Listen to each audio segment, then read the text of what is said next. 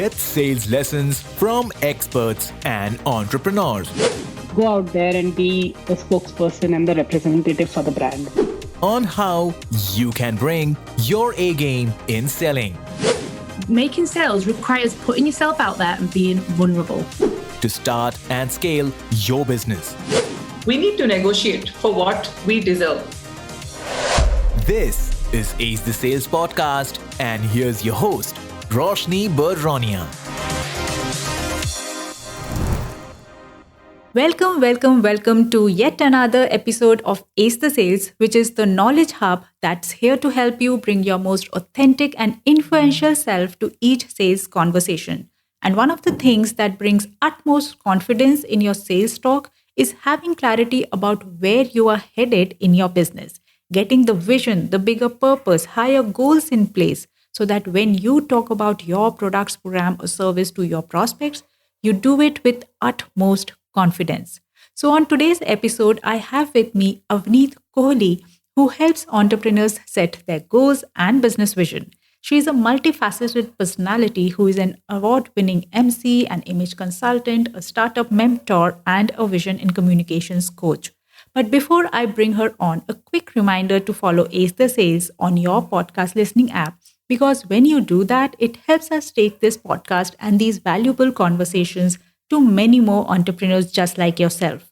So do it right away and let's roll it with our guest for the day.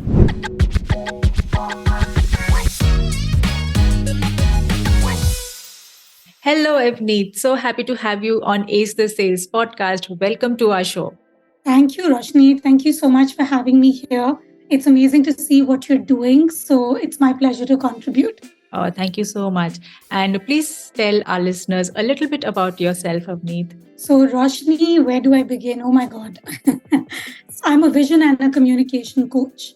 What I essentially do is I work with early stage entrepreneurs and help them actualize their life vision and communicate with impact. A lot of my work when it comes to entrepreneurs ranges across helping them build on a life and a business vision, incorporating growth strategies, incorporating well-being into their work, and ultimately also how do they communicate their personal story, their brand story, how do they put themselves out there with confidence. And yeah, so that's essentially what I do. But my roots, I'm a Punjabi girl. My roots hail in Abu Dhabi. So I'm born and brought up there, born to a Sikh family. Started out, on my career journey with absolutely no sense of direction of what I wanted my life to be like. I was following my mom's vision for my life, which was get married at 22, have 2 kids, have a perfect family photo, have a bank job so you can have a half day, make decent money and have a family life. But it was, as luck would have it, I fought with her, went to Bombay, landed a career in media by chance, started out as a, self-employed solopreneur. And that journey has been a tumultuous one, taking me through various ups and downs. But today I still work on a very lean team, but I'm really blessed to get to a place to work with many more ambitious minds like myself who could be stuck at different points in their business journey. Awesome. That sounds really exciting. And business visioning is something which actually helps serve as a goalpost, as a light pole for business entrepreneurs. I am excited to talk about that with you. But before we get there, a little light-hearted conversation, which we call BTS on ATS, which is behind the scenes on Ace the Sales. And we just want to know a little bit about the other side of Avneet, which is not very evident or out there on social media or public life. So are you ready to talk about that? Okay, let's see which secrets you end up unveiling. So we're looking forward.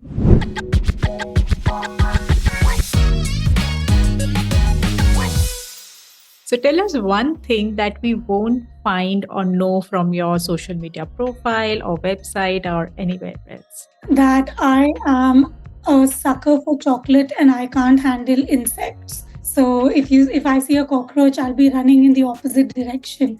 So yeah, that is something about me. Awesome, awesome. Tell us one silly habit that you have which drives people around you crazy. What drives my husband crazy is when I don't stop working beyond 7 p.m. I mean, this has been a conscious commitment to myself that I need to cut off work at 7 p.m. at the max. But when I don't, I mean, of late, I recently launched a product and it's been hard to press hard stop at 7. So that drives him mad because then we'll eat late, sleep late, and then, the entire cycle kind of. Being overcommitted to our work also is a problem for others. Yeah. Not for us, but for others. Yes, absolutely. So, you are in Abu Dhabi, right? So, tell us your favorite place from the city. Oh, so there's this very cute bakery over here. It's an Arabic bakery. It's called Al Sultan Bakeries. And like how we have pizza, if they do something like an Arabic pizza, it's called manakish. So it's literally bread, cheese, and za'atar, which are like herbs and sesame. They do like a nice blend of it. And that's like my comfort food. Awesome, awesome. And last fun question, describe yourself in 3 words. I would say sincere, loving, and giving. Interesting. Love that. Okay, great. Thanks for sharing all of that, Avneet. And let's get started now with a little bit of deep diving into your zone of genius, which is business visioning. So let's begin with getting a little bit clarity around goal setting and business visioning.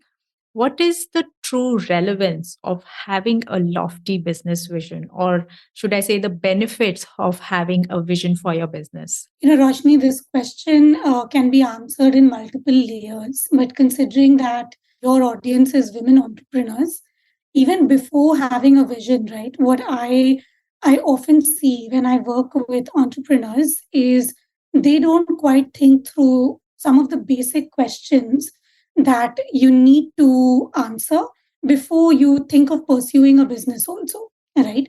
So very often I have seen women who will just take up something that they are passionate about and start doing things in and around it without really gauging what is the possibility for whatever they're doing, a product or a service, right?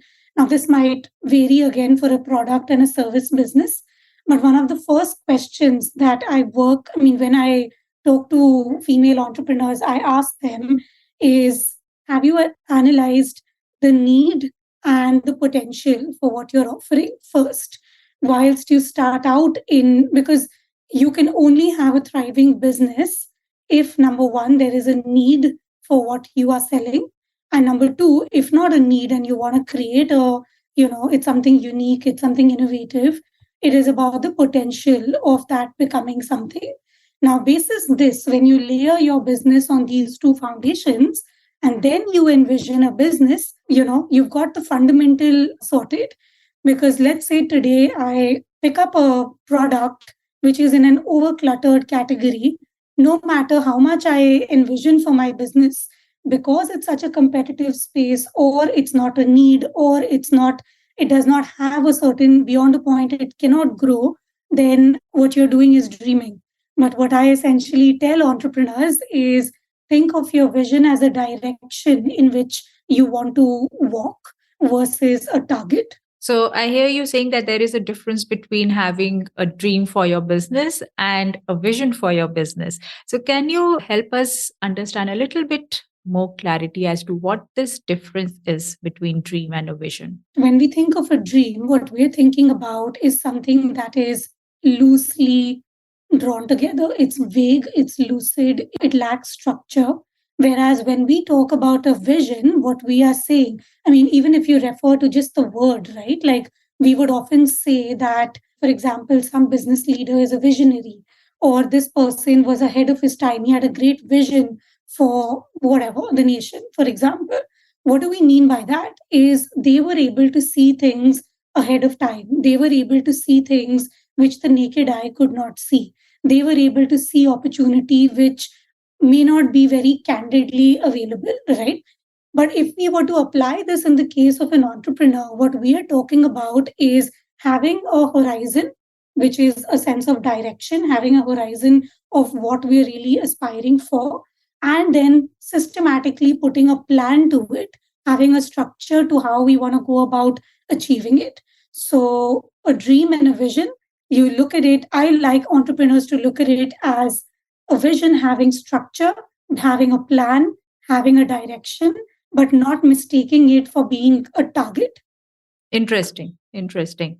Before we go into talking about that structure and the roadmap, I also feel that sometimes the vision per se for the business becomes so lofty and so far fetched that sometimes it gives you the feeling of that, hey, it is a vision, but will I be the person who is going to achieve it?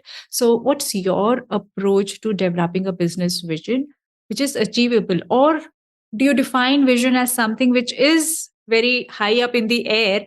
It is just a goalpost or a guiding light for you, but you may or may not reach there or achieve it.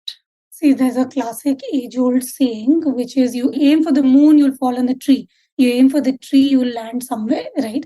I'm not the right person to answer whether should you overshoot what you're thinking in such a lofty way that you land somewhere. I mean, that's one way to approach life. But the way I look at it, and especially like I run a lot of workshops on visioning, right? And what we tend to do, the first is, I think, especially where women, right, where they go wrong per se, I could say, they do not let the mind ruminate and wonder about the infinite possibility of something, right? When I take people through these sessions, the first thing I like people to go through is to ruminate on the endless possibility for what is possible for them and their business. The mistake a lot of people make is first only because of their individual, limiting beliefs or their individual, resources or their circumstances. First, they cannot even think large for themselves because they, start putting themselves in small boxes. And from that limited mindset and that limited perspective, it's very hard to even have a larger than life vision. Again, we don't want to, I want to reiterate the fact that having a vision is different from having a dream. A dream is lucid, it's vague, whereas a vision is well planned, focused, strategized in a particular direction. So the question is, how do we find that direction, right? What I do in my sessions, I'm just sharing with you a little activity that I take people through. The first is I ask participants to put down, to freely ruminate on whatever's possible, right? Let's say today, for example, I'm coming up with a food brand, right? A snack brand. So I ask them to just without, scrutinizing that and cutting down, shooting down their own idea, to put down all the possible ideas that come to their mind regarding their product. So for example, people would, say something like, oh, my food product could, retail in Reliance Big. It could be Amazon's, most wanted product. It could be endorsed by Shah Rukh Khan. It could be every gym is dying to have, my food, healthy food. So whatever is possible, the first thing is to let the mind loose to even imagine. The challenge becomes us shooting down our own imagination from our limiting mindset. So I think that is the first hurdle to come over. And then when you get into the strategic, this was the creative thinking side of things, the imaginative side of thinking. And then when we get on to the strategic thinking side of things, I tend to take people through some questions. For example, for each of those ideas, I would ask them, what is the possibility for this? Right? Such a beautiful question to ask yourself, which is, what is the possibility for this? So people who have different business ideas, there are some entrepreneurs who are developing different product ranges also, right? They could be doing nuts and spices and gourmet. And when they ask themselves this question, what is the possibility for this? They are forced to funnel their mind into gauging that particular opportunity on different parameters. They may have to think of the scale, they may have to think about the need and potential, They might have to think about the money that can be made from that product range. They might have to think about the amount of emotional and effort or marketing spends. So there are so many different parameters which they can then evaluate where to direct their focus, right? And ultimately, the idea of having a vision is having boiling it down to having a focus, because only with that is where you're able to build towards a larger vision. Hey there, hope you've been loving the episode so far. Just wanted to take a moment to invite you to Ace the Sales Club, which is a tribe of women small business owners who dream, dare, and do amazing stuff. If that's you, which I'm sure you are, just sign up for it from the link given in show notes, as every month we share with you tools and resources that can save you time, save you money, or help you make more money as a solopreneur. So sign up for the club from the link given in show notes. And now back to the episode.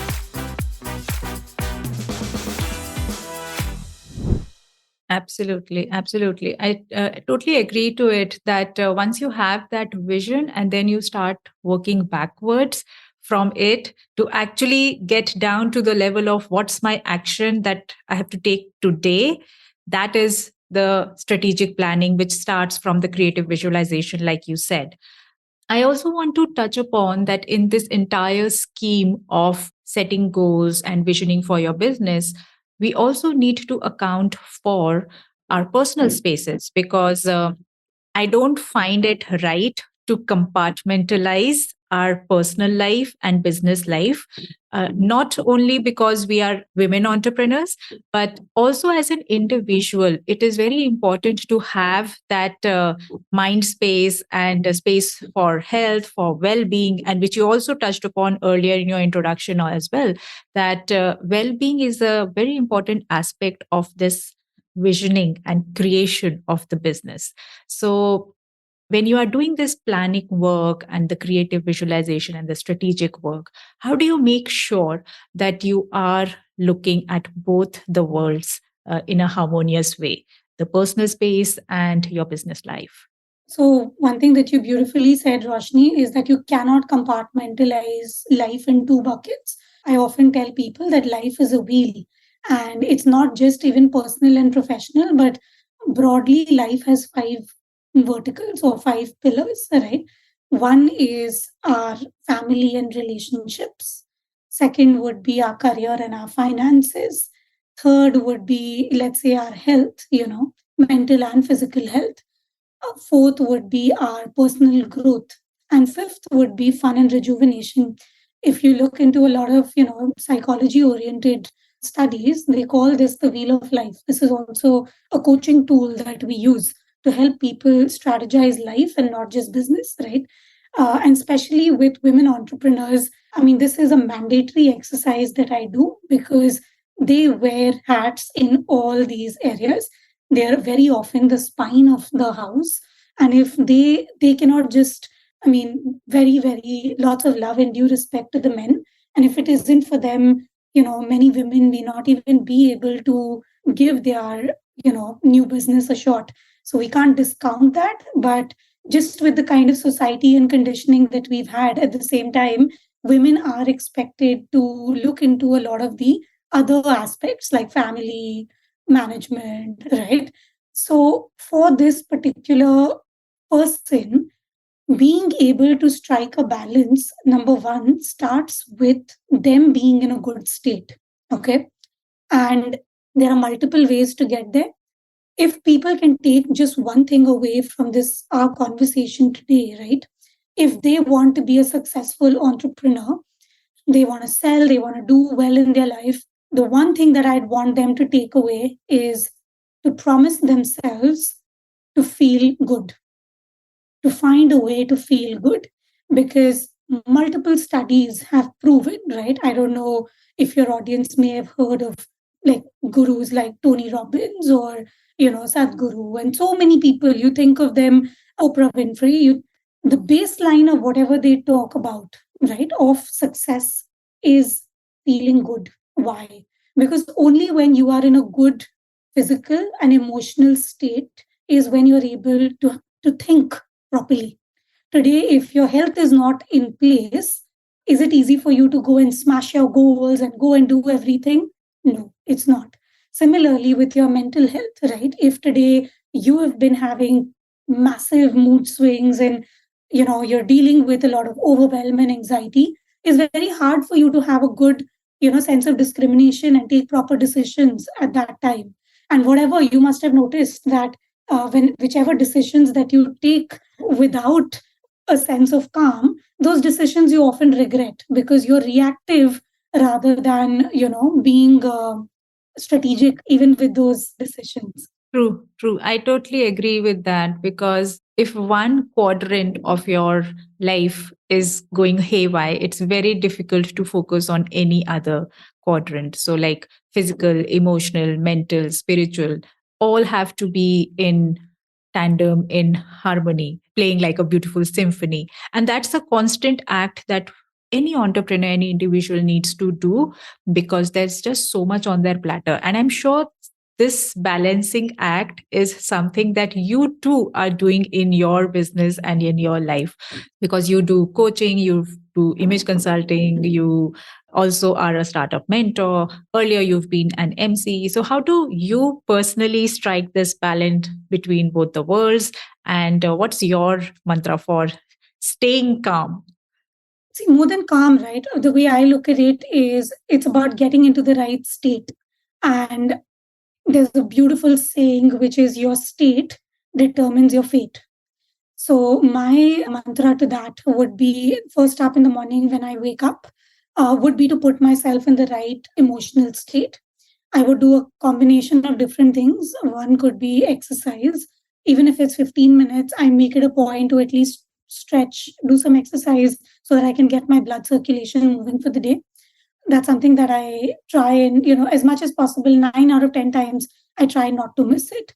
On a physiological level, I would start my day with eating nuts and not staying hungry. I don't believe in intermittent and all of that rubbish. I think it's very necessary for your body to start with fats, good fats first in the day. So I would do that to nudge my digestion, drink my jeera water and all of those, basic simple habits to start my day right. Because the minute you start your day right, you are in control of your day versus getting swayed by this is happening, then you're running there, that is happening, then you're running there.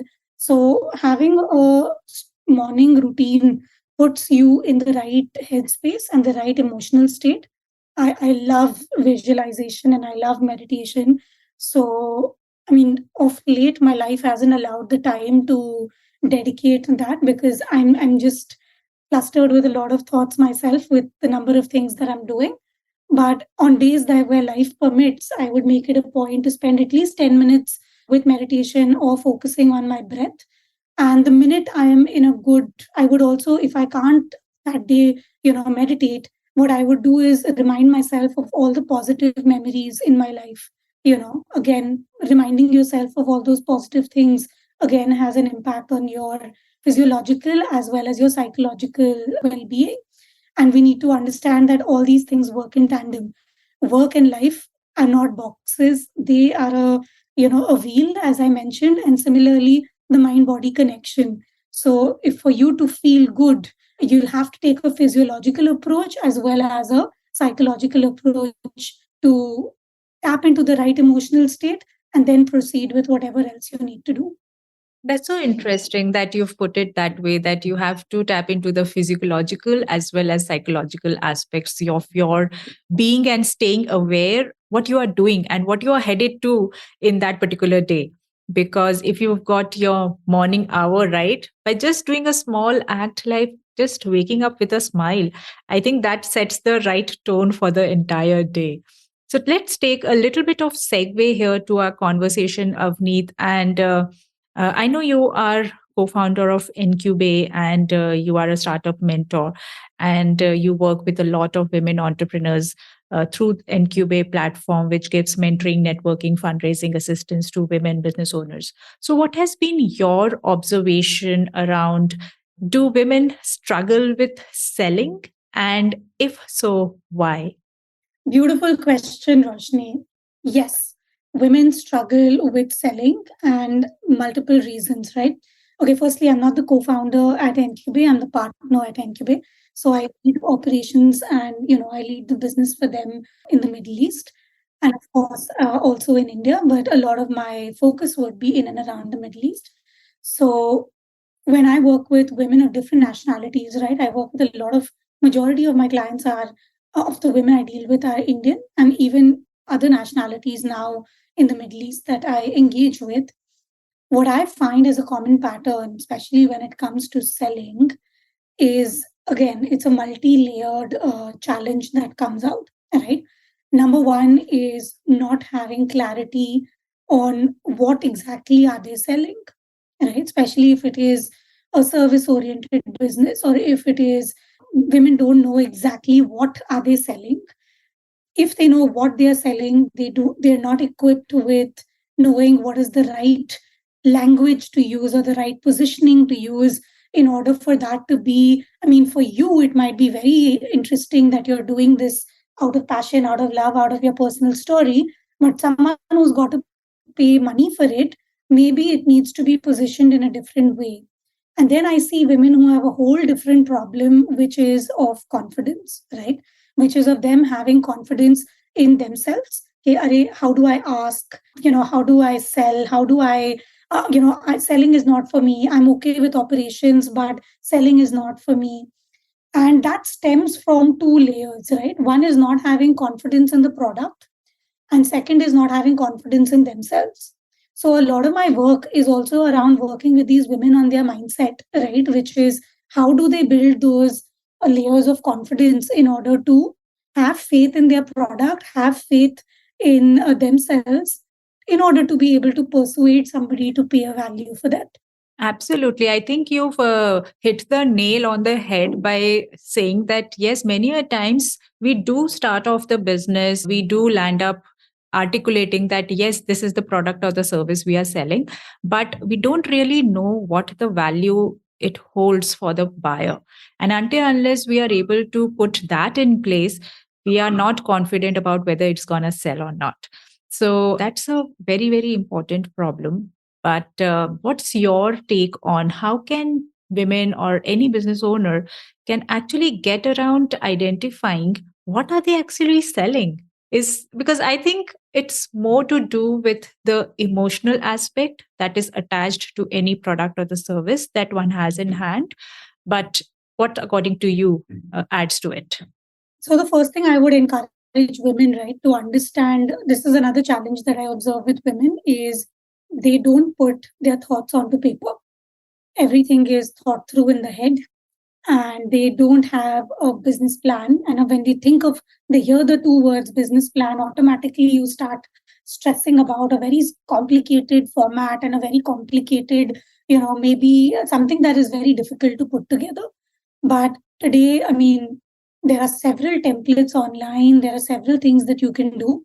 I encourage women to not mistake a brand profile for a business plan. And a business plan is not difficult to create. You can just go and look up business model canvas. This is literally a visual tool that women can use to attain clarity on what exactly are they selling, right? That's your question to me. The minute they go through this, when they put their ideas out of head onto paper, they are able to identify different building blocks of what makes that a business, right? So this is another key tool that I use as a part of when I work with entrepreneurs. But the minute they put things out of their head onto paper, they're able to look at it as a business versus just a passion project in their head. True, true. And I think rightly you said, when you talk about business plan, people like go into a shiver or they just go back into their cocoons thinking, oh, this is for some startup fundraising. But it is not for any investor out there, but it is only for yourself to have that plan and the roadmap as to what you will do next in your business. It doesn't matter if you are showing that business plan to anyone else or not. It is more for yourself and for your clarity as to where you are headed in your business. So that's a good starting point. And that brings us to our last question to you, Avneet. what's your message to women entrepreneurs listening to Ace the Sales? How can they fall in love with selling? I would like to give them a gift. And I think that's how I'd like to answer this question, which is if women can wake up and tell themselves, I am valuable and I have something valuable to share. I would like to gift them this affirmation. Our mind is believes whatever we say to ourselves. So we better choose our words carefully. So I think for them to fall in love with selling, what I would like to endorse is them believing in themselves and whatever they're selling. And I would love for them to take this affirmation, put it into practice, and start believing in themselves and whatever it is that they create. Because if at all, even if that doesn't work, the learning is what will help them create something else. So, what I would say is, I am valuable and I have something valuable to share. That is what I would like women to do in order to fall in love with themselves and selling. Wow, that's so beautiful. Thanks so much for sharing that. And I'm sure every listener of this show today, this episode today, needs to include this affirmation in their morning routine, which you have beautifully shared as well. So thank you so much for being on this show today with us, Avneet. And it was a pleasure having you.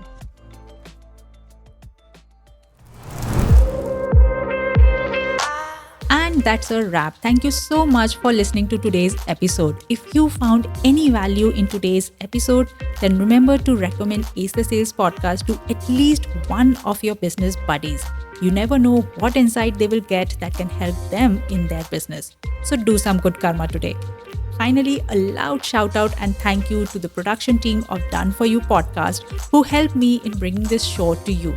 If you too are looking to start your podcast for the business, get in touch with DFIP from the link given in show notes. Join me in the next episode for yet another conversation that can help you fall in love with selling. Till then, take very good care of yourself. This is your host, Roshni Baronia, signing off.